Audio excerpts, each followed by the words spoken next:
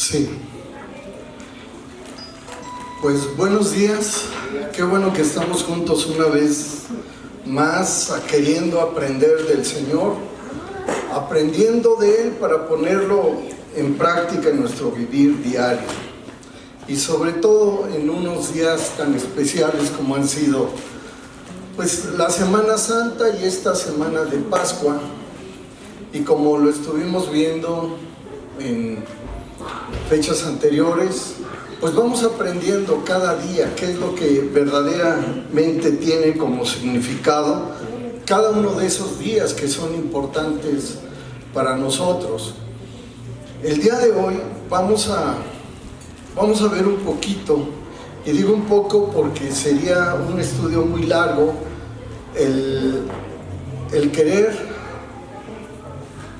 tener presente cada uno de los acontecimientos que se dieron pues a través de los días en que Jesús estuvo aquí en la tierra, y sobre todo los últimos 3 días, y así como las ocasiones en que Jesús, pues bueno, algo que es muy importante, cómo Jesús aparece después de que Él parte a la presencia del Padre.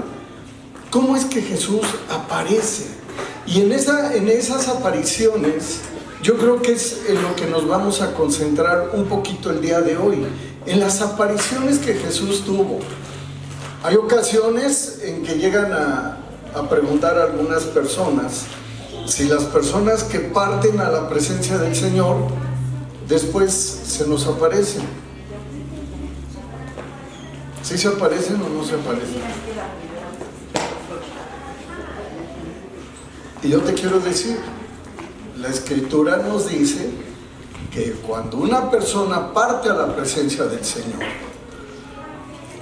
ya no regresa. ¿Se acuerdan de aquel pasaje en donde estaba Lázaro?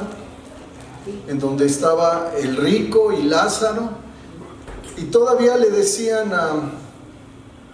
al padre Abraham: déjame bajar y avisarles. ¿Y qué le dijo? No, ya no puedes bajar. Ellos tienen a los profetas para que les avisen quién es el Dios vivo y verdadero, y que ellos puedan volver su corazón al arrepentimiento. Pero entonces uno puede decir, ¿y qué pasa con esos momentos en los que de repente podemos entrar a la sala de la casa y vemos sentado en el sillón favorito del papá, de la mamá, del primo, del tío, del hermano, de la hermana, y decimos, es que lo vi ahí sentado, es que me estaba cuidando? ¿Sí será o no será?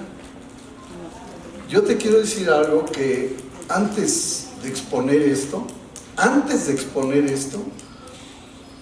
esas imágenes que tenemos, yo las consulté con una persona cristiana que investiga mucho este tipo de situaciones. Y hay ocasiones que nuestra mente guarda esa memoria, que cuando nosotros entramos y decimos, pero clarito lo vi, porque tu mente guarda esas imágenes, guarda esas... como si tuviéramos una memoria fotográfica, y vemos a las personas y podemos nosotros decir, es que clarito estaba ahí él o ella. Pero te digo algo, es nuestro anhelo, nuestro deseo, nuestros pensamientos lo que permiten eso. No es que la gente regrese a nosotros. El único que nos puede dar consuelo, fortaleza y guianza es Dios, a través de sueños, a través de su palabra. Y hay ocasiones en que tenemos sueños muy lindos, en que Dios nos dice, no te preocupes, porque aquella persona que partió conmigo está en paz, está bien, está alegre, se está gozando en mi presencia, y decimos, gracias Dios. Pero son en sueños lo que Dios permite que podamos tener ese sentir. O a través de su palabra. Dios nos da una palabra que nos trae confort a nuestra vida. Y hoy vamos a ver precisamente un poquito de eso, acerca de cómo fue que Jesús resucita y cuántas veces se apareció a los discípulos. ¿Ustedes saben cuántas veces se apareció Jesús a sus discípulos? 1, 2, 3, 4, ¿cuántos? 5, 6, 7. Yo encontré 10. Yo encontré 10. No nada más las que tenemos en la tradición, sino yo encontré 10.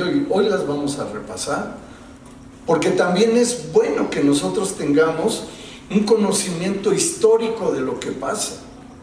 También es bueno que nosotros sepamos cómo es de que Jesús resucitó. Hace 8 días veíamos cómo se instituye la Santa Cena, y que la Santa Cena es muy diferente a la Pascua. Una cosa es la Pascua y otra es la Santa Cena, o la Cena del Señor. Son dos hechos tan diferentes que hay ocasiones en que nosotros los podemos confundir. En ese sentido, y tal y como lo menciono, a mí se me hizo muy importante que tú y yo lo estudiáramos, para que tengamos presente cuáles son las tradiciones y cuál es la verdad. Y esa verdad la vamos a aprender hoy. Por decir, cuando Cristo es crucificado, cuando a Jesús lo llevan a la crucifixión, en ese momento ocurren varias situaciones muy especiales. Poquito antes de la crucifixión, ¿qué le pasa a Judas, el que lo traiciona, el que recibe las monedas de plata? ¿Sí lo recuerdas? ¿Qué le pasa a Judas? Se suicida. Se suicida. Ese Judas. Y una vez que llevan a Jesús a ser crucificado, y esto es algo que todavía podemos tenerlo en un poquito de que se pueda confirmar más adelante, y ya en algún momento lo hemos hablado. ¿Jesús carga la cruz? ¿Sí o no? No. ¿Cuánto tiempo se la lleva cargando Jesús la cruz? ¿Sí la cargó o no? Y se aventó las 3 caídas, así como dicen aquí. Pues la cargó. Te digo una cosa, ahí es donde nos damos cuenta que es la tradición. Jesús no cargó la cruz, sino dice que cuando empezaba el camino hacia el monte Gólgota, o monte Calvario, o monte de la Calavera, en ese momento iba pasando un hombre que venía del campo, y dice que le dijeron, a ver, los soldados romanos le dijeron, a ver, tú ven, carga la cruz y llévatela. Y dice que Jesús iba caminando detrás del hombre, que Jesús caminaba ahí. También nosotros podemos encontrar que los hombres echaron suertes, los soldados echaron suerte por quedarse con la ropa de Jesús. ¿Cómo sería la ropa que llevaba Jesús? Así como la vemos en las películas, toda rasgada, rota y todo eso. Bueno, que ahora los jóvenes utilizan pantalones rotos, ¿no? Y por cierto que son hasta más caros que los que están en buen estado. Y uno dice, pero ¿cómo es posible? Yo hay ocasiones que cuando se me rompen los pantalones, pues yo creo que los voy a poner a la venta aquí afuera y los voy a vender carísimos, todos desgastados. Pero te digo una cosa, la ropa de Jesús era tan impecable, que la tuvieron que echar a la suerte para ver quién se la quedaba, porque era una ropa linda la que Jesús llevaba. También tenemos la confesión del ladrón en la cruz. Y esa confesión del ladrón en la cruz es algo especial también para ti, para mí. Te voy a decir por qué. Porque el ladrón le dice a Jesús: a ver, ahora sí, bájate de la cruz y bájanos a nosotros también y vámonos de aquí. Y Jesús le dijo, el otro ladrón, ¿qué fue lo que dijo? ¿Sabes qué? Cállate, no sabes lo que estás diciendo.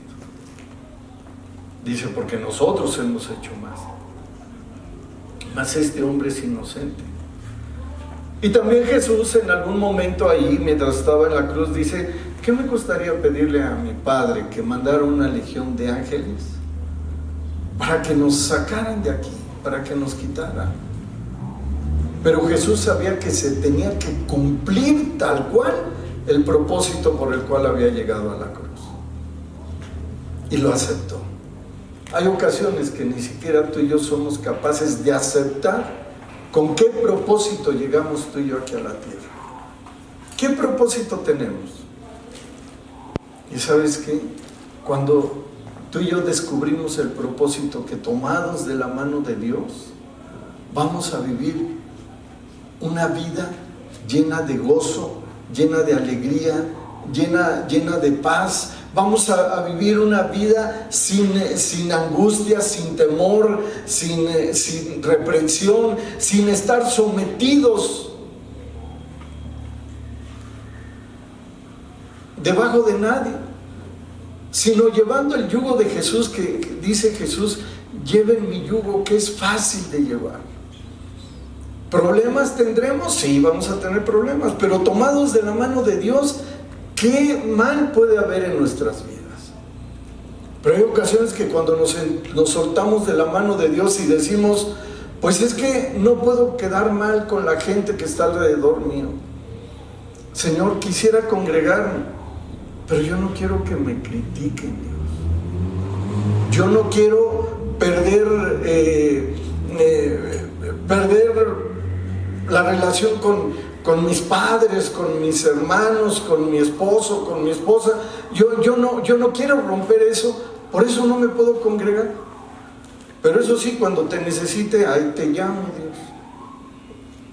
Y hay ocasiones que vivimos así, teniendo temor de la gente de alrededor. Yo me acuerdo que cuando le compartí del amor de Dios a mi papá, yo le dije: ¿sabes qué, papá? He encontrado una respuesta al vivir diario, y esa respuesta al vivir diario es Jesús. Y yo quiero que tú lo conozcas, yo quiero que tú vayas, yo quiero que tú sientas esa comunión con Dios.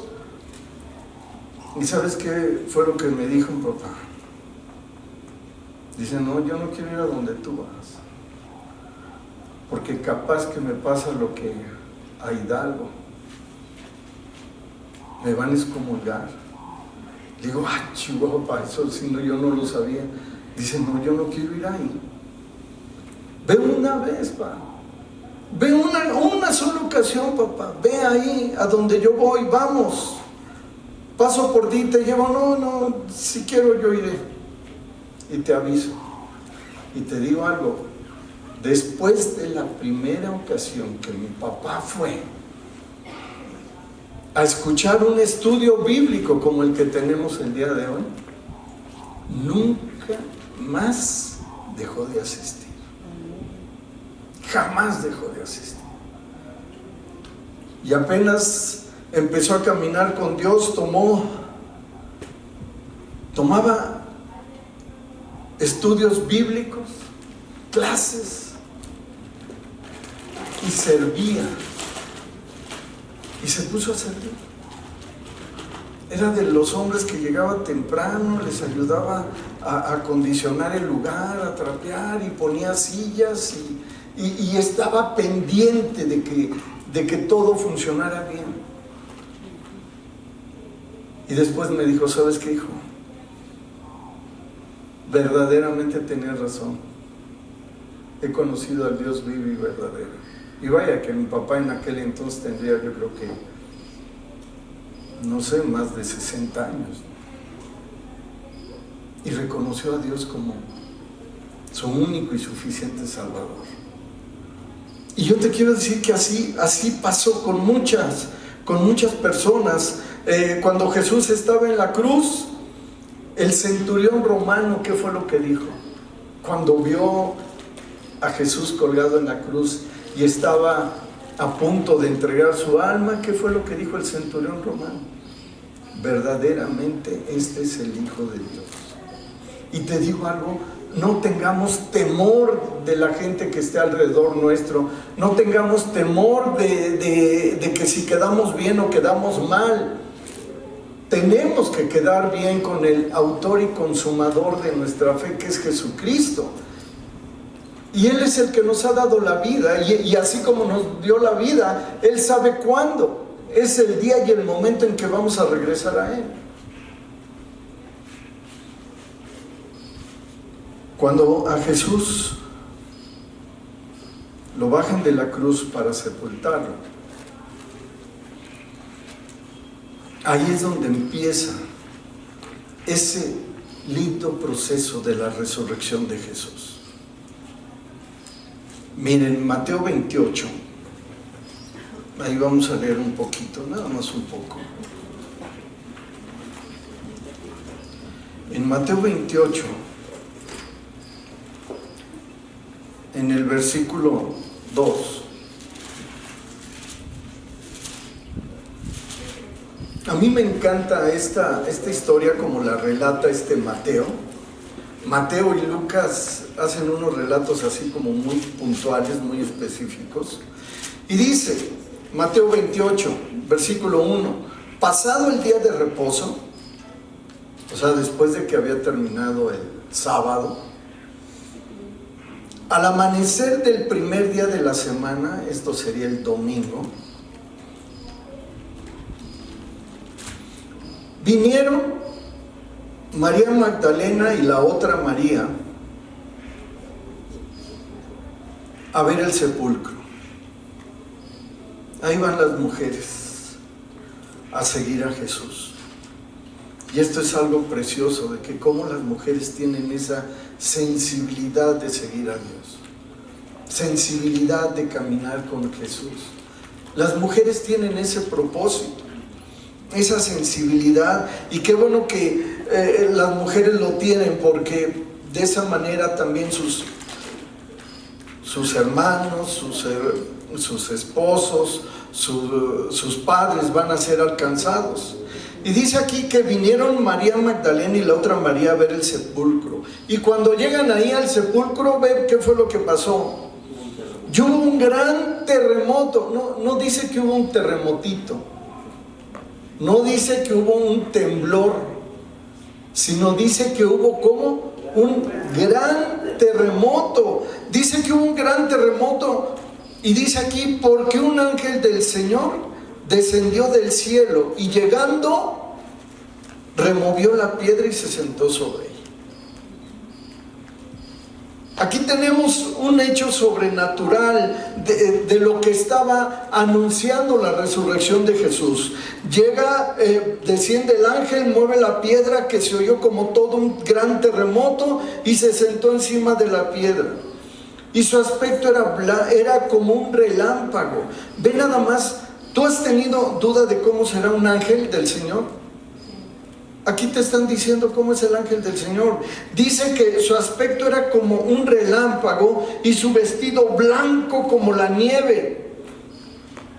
Y de miedo de él, los guardas temblaron y se quedaron como muertos. Pues no que los soldados romanos muy fuertotes, muy grandotes, bien atléticos, ahí con todo el abdomen marcado y todos fortachones.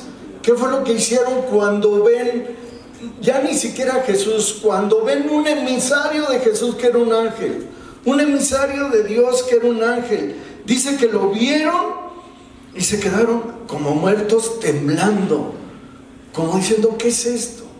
Porque la presencia de Dios nadie la puede soportar, nadie la puede tolerar. Y dice que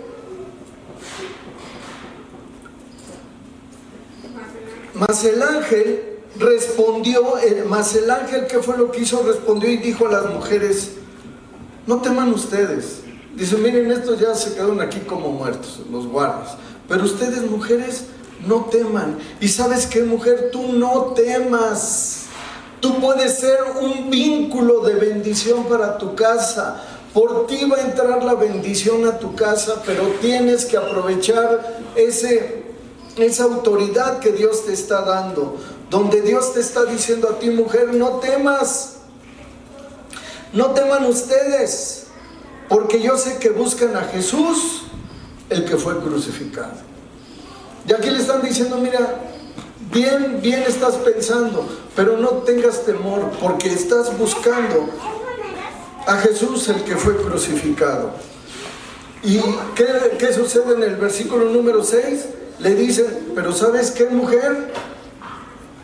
El que fue crucificado no está aquí, pues ha resucitado. Y como dijo, vengan y ven el lugar donde fue puesto el Señor, y vayan pronto a decirle a sus discípulos que ha resucitado de los muertos. O sea, ya no le encontraron a Jesús ya estaba resucitado, Jesús ya estaba, él ya había vencido la muerte ahí. Le dicen, vayan a decir a los discípulos. El ángel le está diciendo, vayan a decir a los discípulos que Jesús resucitó. Y aquí va delante de ustedes a Galilea. Dice, allá le van a ver, como Él se los había dicho. Entonces ellas, saliendo del sepulcro con temor y gran gozo, fíjate, iban temerosas de lo que habían visto, pero con un gran gozo. Dice que fueron corriendo a dar las nuevas a los discípulos, y mientras iban a dar las nuevas a los discípulos, aquí ¿quién viene a ellas? Ve nada más lo que dice. Jesús les salió al encuentro diciendo, salve. Esa palabra salve era como un saludo que tenían de manera tradicional los judíos. Allá los hebreos tenían salve. Salió Jesús al encuentro y les dijo, hola, ¿cómo están? Y ellas, acercándose, abrazaron sus pies y le adoraron.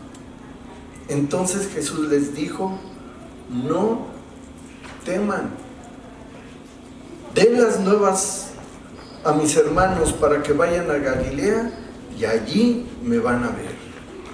Y sabes que Dios tiene siempre un especial cuidado con las mujeres, y ese especial cuidado no lo pierdas. Aunque haya situaciones en que te impidan congregarte, caminar con el Señor, ver esa bendición que solamente viene de parte de Él, yo te quiero decir algo, no temas. Ay, es que voy y si me congrego, ¿qué van a decir de mí? Capaz que hasta mi esposo se enoja, o mi esposa se va a poner toda furiosa, o mis hijos o mis hijas. Te digo una cosa, no tengas temor. Dice aquí que entonces Jesús le apareció a María Magdalena, y luego le apareció ¿a quién? A otras mujeres, como lo estamos viendo aquí. Entonces ellas, saliendo del sepulcro, fueron a dar las buenas nuevas. En el versículo 9 dice, aquí Jesús les salió al encuentro diciendo, salve, y ellas, acercándose, lo abrazaron. Se le aparece a otras mujeres. Y luego, no conforme con eso, fíjate lo que dice aquí en el versículo 11, y mientras ellas iban, he aquí que unos de la guardia fueron a la ciudad y dieron aviso a los principales sacerdotes de todas las cosas que habían acontecido. Y reunidos con los ancianos y habiendo consejo, dieron mucho dinero a los soldados, diciendo, digan ustedes, sus discípulos vinieron de noche y lo hurtaron, estando nosotros dormidos. Y si esto lo oyera el gobernador, nosotros le persuadiremos y les pondremos a ustedes a salvo. Aquí los mismos guardias que habían custodiado ese lugar se dieron cuenta que Jesús había resucitado. Y cuando Jesús había resucitado, ellos mismos fueron con las autoridades y le dijeron: ¿sabes qué? Pues Jesús resucitó, no está. La tumba se quedó vacía. Estaba vacía la tumba. ¿Y qué fue lo que hicieron estos hombres? La gente del consejo, los ancianos del consejo, dice que les ofrecieron mucho dinero. Los sobornaron. Les compraron su silencio. ¿Y qué fue lo que hicieron al comprarles el silencio? Les dijeron: ¿saben qué? Vamos a hacer algo. Si les preguntan, ustedes dicen: los discípulos vinieron de noche y se llevaron el cuerpo del Señor. Y de ahí empezó a haber esa duda: ¿resucitó o no resucitó? ¿Se lo llevaron o no se lo llevaron? ¿Y sabes qué fue lo que hizo Jesús? A partir de ese momento decidió aparecerse más. Porque después de que ocurre esto, ¿sabes a quién se le aparece? A Pedro. Jesús se le aparece a Pedro. Déjame leerte cómo es esto. Te lo voy a leer rápido para que vayamos avanzando. Si quieres anotar la cita, es Lucas 24, 34, en donde dice, en el versículo de Lucas 24, 34, dice: ha resucitado el Señor verdaderamente y ha aparecido a Simón. Ya se le había aparecido el Señor Jesucristo a Pedro. Pero también, ¿sabes qué fue lo que sucede aquí en este mismo capítulo 24? En el 34 dice que se le aparece a Simón Pedro. Pero un poquito antes, en el versículo número 13, fíjate lo que dice, Lucas 24, 13. Y aquí, dos de ellos iban el mismo día a una aldea llamada Emaús, que estaba a 60 estadios de Jerusalén, e iban hablando entre sí de todas aquellas cosas que habían acontecido. Y sucedió que mientras hablaban y discutían entre sí, Jesús mismo se acercó y caminaba con ellos. Imagínate, estos dos hombres iban ya como todos tristes, diciendo: pues ya mataron al maestro, mataron a Jesús, vámonos, ya no tenemos nada que hacer aquí. Dice que iban camino a Emaús. Y dice que iban discutiendo entre ellos. Ya ves, pues por tu culpa yo creo que mataron a Jesús. Si lo hubieras defendido cuando lo aprendieron, a lo mejor no lo hubieran crucificado. Y ahí iban discutiendo estos hombres. Pero ¿qué fue lo que sucedió? En ese mismo momento y en ese mismo instante, Jesús se les aparece e iba caminando juntamente con ellos. Jesús iba caminando con ellos. Para esto ya hemos narrado hasta aquí 5 de las apariciones que tuvieron. Jesús también se les aparece aquí en este capítulo 24, en el versículo 36, dice: mientras ellos aún hablaban de estas cosas, Jesús se puso en medio de ellos y les dijo: paz a ustedes. Entonces, espantados y atemorizados, pensaban que veían un espíritu. Pero Él les dijo: ¿por qué están turbados? Y vienen a su corazón estos pensamientos. Y Jesús todavía les demuestra, les dice: miren mis manos, miren mis pies, que yo mismo soy. Palpen y vean, porque un espíritu no tiene carne ni huesos, como ven que yo tengo. Y sabes que Jesús se les aparece aquí a todos los discípulos, pero sucede algo muy especial. hasta ese momento no se había aparecido a 10 de los discípulos. ¿Quiénes faltaban aquí de que eran nada más 10 discípulos? Faltaban Judas y faltaba Tomás. En la siguiente aparición, entonces se le aparece a los discípulos, pero estando ya Tomás ahí con ellos. Y Tomás, que le decían, ¿cuál era su apodo de Tomás? El incrédulo. Tomás el incrédulo. ¿Qué fue lo que dijo? Señor, déjame meter mi mano en el costado para poder confirmar que seas tú. ¿Y qué le dijo Jesús? Pues hazlo. Y todavía Jesús entonces dijo, y esto es algo muy importante que llévatelo en tus pensamientos, porque eso lo vamos a encontrar con muchas personas alrededor de nosotros. ¿Sabes qué fue lo que le dijo? Bienaventurados a los que creen sin haberme visto aún. Tomás tuvo que meter su mano para que creyera. Cuando estuve por él, junto a él, varios años y caminamos juntos y vio milagros, prodigios y señales, y todavía dudó de que yo resucitara. Y yo te quiero decir, mucha gente duda, pero sabes que cuando nos damos cuenta que Dios es un Dios vivo y verdadero, vamos a poder comprender que ese poder y esa autoridad que Dios tiene en nuestras vidas siempre va a ser para bendición. Siempre va a ser para bendición para ti y para mí. Después Jesús se aparece en Galilea, tal y como Él lo había prometido. Aquí en Juan 21,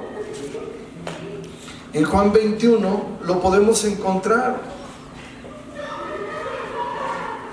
Dice aquí Juan 21, versículo 3.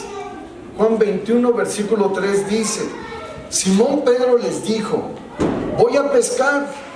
Y ellos le dijeron, vamos nosotros también contigo. Fueron y entraron en una barca, y aquella noche no pescaron nada. Cuando ya iba amaneciendo, se presentó Jesús en la playa, mas los discípulos, ¿qué dicen? No sabían que era Jesús. Y te digo algo, qué triste, que muchas ocasiones se nos puede aparecer Jesús a ti y a mí en el caminar de nuestra vida y no lo reconocemos.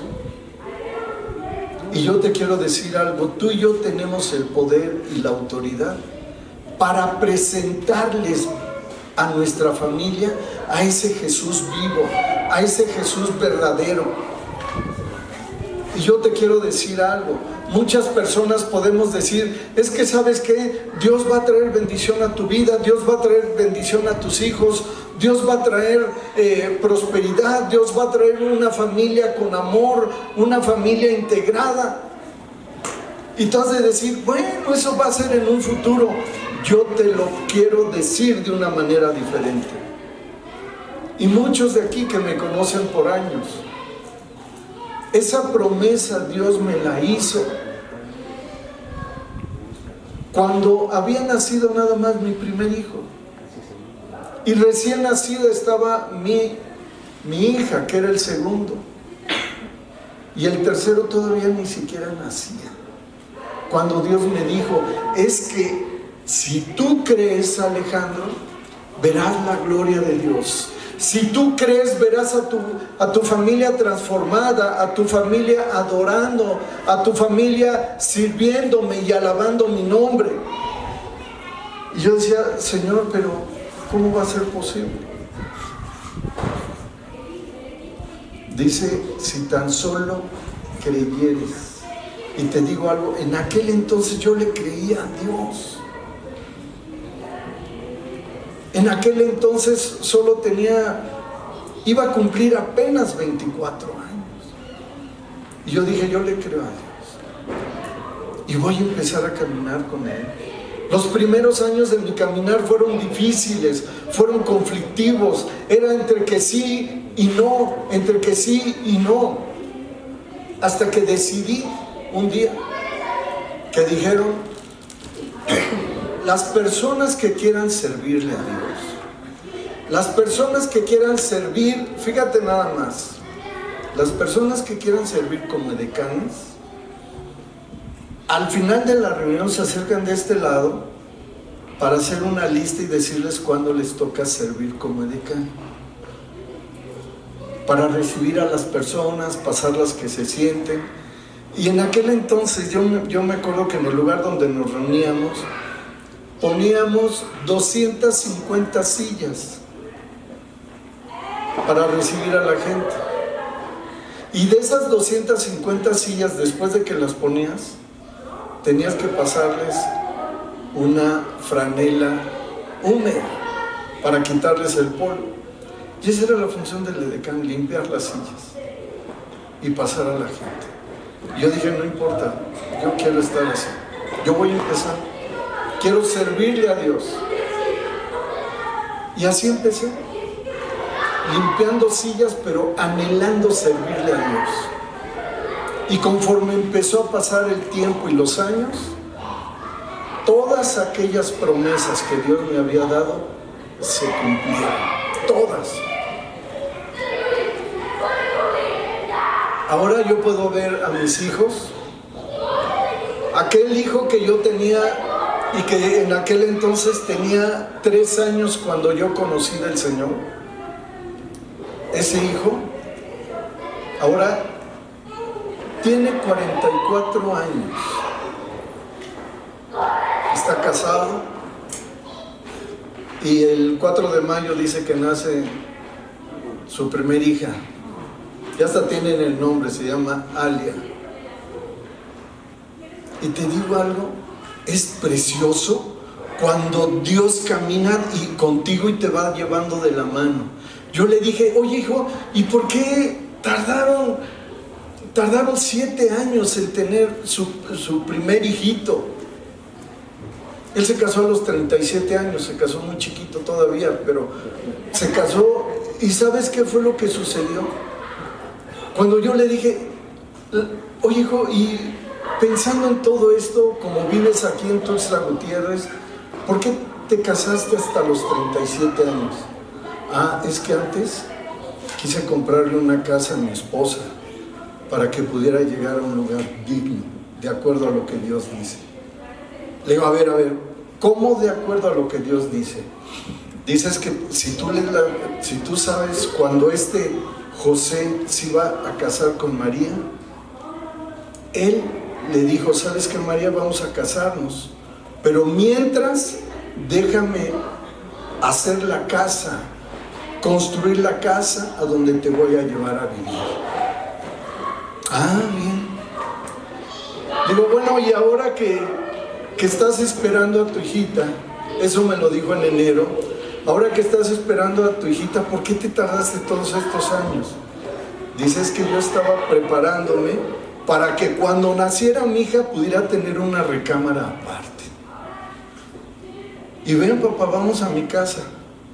Dice, mira, están construyendo una recámara aparte para ella, una recámara en donde vamos a estar mi esposa y yo, y que ella pueda tener toda la privacidad necesaria y pueda tener una cuna, y pueda tener una bañera, y pueda tener una andadera, y que pueda tener todo lo necesario para que ella se pueda sentir con esa alegría y ese gozo de que Dios la trajo a esta familia. Y te digo algo, esta semana estuvimos en la casa de mi hijo el miércoles, y tal y como lo dijo en enero, ahora está. La esperan para el 4 de mayo, ella tiene su recámara, ellos han preparado toda su casa y están listos para recibirlo.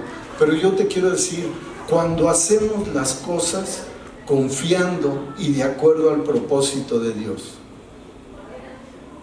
¿te imaginas cómo se siente uno como padre? De que uno dice, es que tiene todo listo, lo arreglaron todo, y tú has de pensar, bueno, ¿y qué pasa con sus demás hijos? Mi hija Ana tiene dos hijos, o tengo 2 nietos ahí, y ellos sirven en la congregación donde están en Cancún, sirven al Señor. Ellos participan con jóvenes y participan en la alabanza.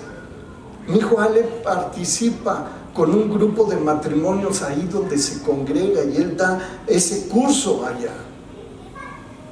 Es decir, y Daniel, el más chico, de los grandes, ¿cómo va? Yo te quiero decir, ¿sabes qué ha pasado con él? Él es un hombre que sirve en la alabanza, es médico, y para septiembre nace, no sabemos si es niño o niña, pero para septiembre voy a ser otra vez abuelo. Y lo mismo que el otro hijo. Él también se casó muy chiquito, mi hijo. Se casó a los 36 años. ¿Y por qué no antes? Porque preparó la casa donde iba a vivir. Preparó todo para que estuvieran contentos. Y lo mismo que su hermano, sin que nadie influyera en él. Ha arreglado ahora su casa y están arreglándola para recibir al hijo que viene. Pero ¿qué pasa cuando nos casamos en yugo desigual? ¿Qué es lo que sucede? No podemos preparar nada. Pero te digo, aún así Dios tiene misericordia de nuestra vida cuando nos tomamos de la mano de Dios. Cuando nuestra prioridad es Dios. Porque dice la Escritura, busca primeramente el reino de Dios y su justicia, y todo te va a venir por añadidura. Y yo así aprendí a hacerlo. Yo no conocía de Dios cuando nacieron mis primeros hijos, yo no conocía de Dios. Pero me tomé de la mano de Dios y nunca más me solté. ¿Y sabes cuándo empecé a recibir bendición? Cuando empecé a servirle a Dios. En ese momento se me apareció Jesús y me dijo, yo aquí estoy. Yo he venido a traerte vida y vida en abundancia. Señor, pero pues si estoy vivo, no, estás más muerto que nada. Hasta que tú hagas que yo sea vida en tu corazón, en tu vivir, en tu caminar, entonces vas a vivir. Y sabes que Dios tuvo misericordia de mí y de mi familia. Y ahora yo te puedo decir, Dios es real. Cuando yo conocí del Señor, no, era una manera muy triste de vivir, muy lamentable de estar. No encontraba la manera de salir adelante siquiera, hasta que Dios vino a mi vida y cambió mi forma de vivir, mi manera de vivir, mi manera de pensar, mi manera de trabajar. Bueno, hasta Dios me hizo diezmar. Y yo me di cuenta que cuando diezmas prosperas. Cuando tú dices, es que no puedo diezmar porque no me alcanza, el diablo dice, amén, qué bueno que no te alcance. El diablo te maldice. Y en cambio, cuando tú empiezas a tener ese corazón generoso, yo desde la primera vez que empecé a diezmar, nunca más lo he dejado de hacer. Y no tan solo doy el diezmo, doy mucho más. Y te digo algo, entre más das, Dios más te regresa bendecido. Dios más te regresa bendecido. Porque puedes vivir con un 100% de tu sueldo con maldición, porque no lo bendices, porque no diezmas. Mas cuando tú diezmas, vives con ese 90% lleno de la bendición de Dios y te alcanza para mucho más. Y dice la Escritura que si en lo poco eres fiel, sobre mucho te va a poner. Si en lo poco eres fiel, sobre mucho te pondrá. Y te digo algo, eso también yo te lo puedo decir. Eso nadie me lo contó. Yo lo he visto como una realidad en mi vida. Como una realidad en mi vida. Y muchos me conocen aún antes de que yo caminara con el Señor. Y ahora yo te puedo decir, después de todos estos años sirviéndole a Dios, nunca podría dejarlo de hacer. Nunca podría dejarlo de hacer. Que cuando Jesús se te aparezca, lo tomes como Dios, como ese Dios vivo y verdadero, y camina con Él. No te sueltes de Él. Yo me acuerdo que Ale, cuando estaba estudiando, decía: ¿sabes qué, papá? La única manera en que yo puedo pasar mis exámenes con excelencia es que cuando me entregan mi examen, yo digo: Señor Jesús, dame sabiduría, dame entendimiento. Y cuando ya estaba más grande en la facultad de medicina, él dice que él oraba: Señor Jesús, revélame cómo componer el cuerpo humano, cómo ayudar a sanar a las personas. Y dice que cada examen que presentaba era con excelencia, porque no lo hacía con sus fuerzas, lo hacía con las fuerzas de Dios. Y hay ocasiones que queremos luchar para obtener añadiduras, cuando no debemos de luchar por las añadiduras. Lucha para que Dios sea parte de tu vida, y entonces verás la gloria de Dios. Que se te aparezca Jesús hoy, que Dios se te aparezca, hazlo parte de tu vida y cree en Él. Vamos a orar. Padre Dios hermoso, yo te doy gracias por la oportunidad que nos das el día de hoy, de poder estar juntos alabando y bendiciendo tu nombre. Señor, de que así como te apareciste a tus discípulos, así como tú has sido ese Cristo resucitado, que resucites en nuestros corazones, Señor Jesús, que resucites en nuestras vidas y que te podamos llevar como ese estandarte en nuestro vivir. Señor, que podamos ser hombres y mujeres que creamos en ti, para que a través de creer en ti, Señor Jesús, podamos ver tu gloria, podamos ver esa honra que solamente viene de ti. Y no permitas, Padre, que nos apartemos ni a derecha ni a izquierda, sino que cada día, Señor, podamos llegar hasta la estatura de ese varón perfecto, que es tu Hijo Jesucristo. Gracias, Padre, por la bendición tan preciosa que nos das, de poder estar en tus caminos, de poder estar en tus principios, de poder llevar, Señor, esas bendiciones que solamente vienen de ti en nuestro caminar y en nuestro vivir. Señor Jesús, bendice a mis hermanos, muéstrate a ellos, revélate en su corazón, y que puedan ser hombres y mujeres de éxito, que puedan ser hombres y mujeres que alcancen esas bendiciones que solamente vienen de ti. Señor Jesús, revélate al corazón de nuestros hijos, Señor, y muéstrales que tú eres ese Dios vivo y verdadero, que solamente tomados de tu mano ellos van a ver tu gloria, van a ver esa bendición que solamente viene de ti. No permitas, Padre, que ningún ataque del maligno pueda alejarnos de ti, Señor Jesús. No lo permitas, sino que en tiempo bueno, en tiempo malo, podamos glorificarte y caminar de acuerdo al propósito que tú nos has dado. Te lo agradecemos, Señor. Te bendecimos y declaramos, Señor, que toda buena dádiva y todo don perfecto viene de ti. Padre, enséñanos, Padre. Enséñanos, Señor, a tener esa certeza en diezmar, porque queremos ser familias que no tengamos que pedir prestado, Señor, sino que al contrario, que nosotros podamos prestar y bendecir a los demás. Ayúdanos a ser hombres y mujeres y familias, Señor, en las que tú suplas todas nuestras necesidades, Señor Jesús. Trae prosperidad, Señor, a nuestro hogar. Trae prosperidad a nuestro esposo, a nuestra esposa si trabaja, Señor Jesús. Bendícelos, Padre. Bendice a nuestros hijos en el trabajo que desempeñan. Bendícelos, Padre. Bendice nuestras familias, Señor, de que tengan una reconciliación. Bendice, Señor Jesús, también a cada persona que esté alrededor nuestro, Padre, para que te conozcan y volteen sus ojos a ti. Bendice a nuestros nietos, a nuestras nietas, y que ellas puedan dar, Señor, gloria y honra en cada momento y en cada caminar a las personas que están alrededor nuestro.